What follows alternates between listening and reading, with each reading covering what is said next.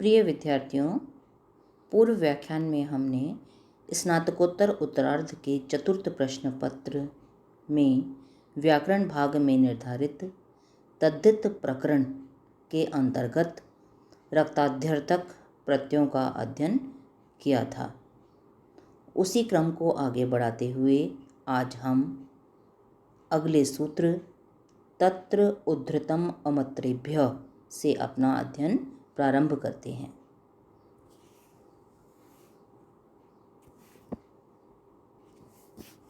देखिए, सूत्र है आपका तत्र उद्धृतम अमत्रेभ्य।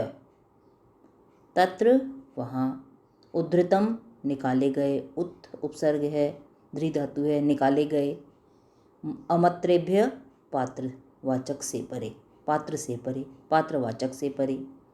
तो पूरा अर्थ क्या हुआ इसका? उद्धृतम अमत्रेभ्य। उद्धृतम, उद्धृत अर्थात निकाले गए अर्थ में सप्तम्यंत पात्रवाचक शब्द से परे अण प्रत्यय होता है। उद्धृत अर्थात निकाले गए अर्थ में सप्तम्यंत पात्रवाचक शब्द से परे अण प्रत्यय होता है। उदाहरण देखिए, शारावह। शारावह का क्या अर्थ है? शराव नामक पात्र से निकाला गया। और आगे इन्होंने इसका वो दिया है, इसके साथ शब्द ओदनः, ओदन। शराव नामक पात्र में से निकाला गया ओदन,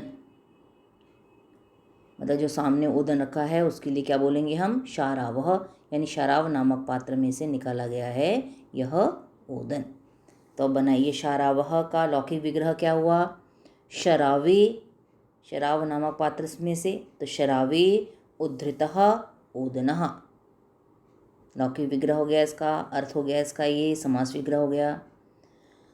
अब नीचे देखिए, शरावे सप्तमी का एक वचन है, तो शराव मूल शब्द, सप्तमी एक वचन में गी प्रत्यय क्रम से करते हैं ये प्रत्यय आप, और उद्धृत अर्थ में अण प्रत्यय आ गया। सामने सूत्र दिया आपने, तत्र उद्धृतम अमत्रेभ्य, समस्त पद बोलेंगे, तत्रोद्धृतम अमत्रेभ्य। सूत्र से उद्धृत अर्थ में सप्तम्यंत पात्रवाचक शब्द शराव से परे अण प्रत्यय प्राप्त होगा।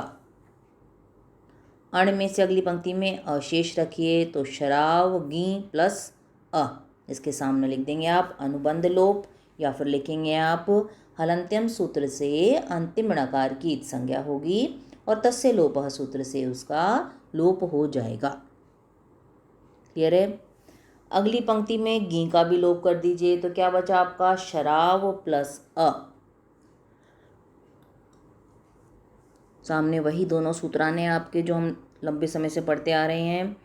कृत तद्धित समासाश्च सूत्र से शराव गी की प्रातिपदिक संज्ञा होगी और सुपो धातु प्रातिपदिकयों से प्रातिपदिक के अवयव गी प्रत्यय का लोप हो जाएगा। गी मतलब उसका जो अंग है। अब अगली पंक्ति में श में आदि स्वर क्या है? शराव में श में विद्यमान अ, तो इसको वृद्धि कर दीजिए आ, तो शाराव प्लस प्रत्यय का अ, ऐसा कैसा है ये आपका? सामने सूत्र दे दिया, तद्धितेश्व चामादेह सूत्र से णित तद्धित प्रत्यय अण परे होने के कारण आदि स्वर अकार के स्थान पर वृद्धि आ आदेश होगा। तो बन गया आपका शाराव प्लस अ। अब शाराव के अंत में व में विद्यमान जो अ है इसका लोप कर दीजिए, तो शाराव हलंत रह गया, प्लस प्रत्यय का अ है आपका ऐसा कैसा। सामने सूत्र लिखिए आपने, यचि भम सूत्र से अजादि प्रत्यय यानी स्वर जिसके आदि में है ऐसा प्रत्यय अण परे होने के कारण पूर्व शब्द समुदाय शाराव की भ संज्ञा होगी और यस्यति च सूत्र से भ संज्ञक शाराव के अंत्य आकार का लोप हो जाएगा। तो शाराव हलंत रह गया आपका प्लस अ। अगली पंक्ति में अ प्रत्यय का जो अ है इसको वह हलंत में मिला दीजिए, तो शाराव पूरा हो गया। इसके सामने कोई सूत्र नहीं लिखना, केवल आप मिला रहे हैं। अगली पंक्ति में विसर्ग और लगा दीजिए, शारावह, और उसके सामने लिखिए पुरलिंग प्रथमा एक वचन में यह रूप या यह पद सिद्ध होता है। ये उदाहरण भी और सूत्र भी आपका महत्वपूर्ण था, इसको ध्यान से देख लीजिएगा।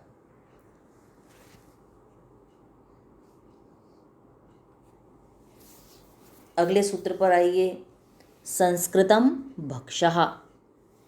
अब अर्थ देखिए इसका संस्कृतम में क्या है, पहले तो इसकी व्युत्पत्ति देखिए। सम उपसर्ग है क्री धातु और त प्रत्यय। त प्रत्यय भूतकाल के अर्थ में होता है, मैंने कल भी आपको बताया था, और कृदंत प्रकरण में भी हमने पढ़ा था। क्या पढ़ा था उसमें, निष्ठा। निष्ठा सूत्र से भूतकाल के अर्थ में धातु से परे त और तवतु प्रत्यय, तो त प्रत्यय भूतकाल के अर्थ में होता है। तो संस्कृतम यानी सम उपसर्ग क्री धातु त प्रत्यय, संस्कार किया गया, जिसका संस्कार किया गया था, जिसे साफ आदि किया गया था, है ना। तो अब उसको देखिए, यदि संस्कार किया गया पदार्थ भक्षा यानी दांतों से चबाकर खाने योग्य हो, तो संस्कार किया गया अर्थ में सप्तम्यंत समर्थ पद से अण प्रत्यय होता है ना। संस्कृतम यानी संस्कार किया गया अर्थ में, भक्षा यानी भक्षण करने योग्य हो, दांतों से चबाकर खाने योग्य हो।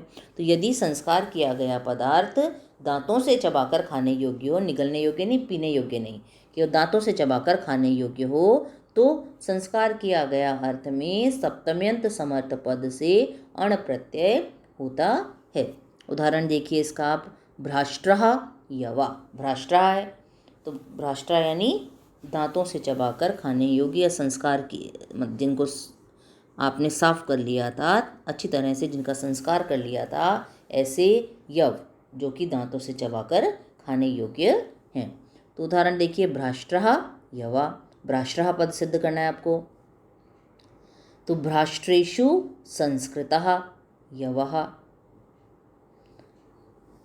अब देखिए, भ्राष्ट्रेषु सप्तमी का बहुवचन है, तो भ्राष्ट्र गी ओ सुप, सुप प्रत्यय आ गया आपका, भ्राष्ट्र सुप प्लस अण प्रत्यय। सामने सूत्र दे दीजिए, संस्कृतम भक्षः सूत्र से संस्कार किया गया अर्थ में सप्तम्यंत भ्राष्ट्र शब्द से परे अण प्रत्यय प्राप्त हुआ।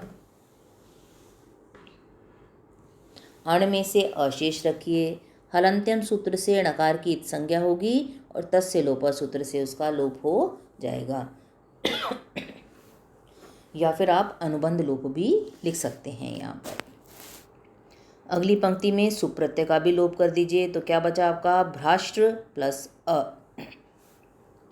सुप का लोप किससे करेंगे, आप करते आ रहे हैं,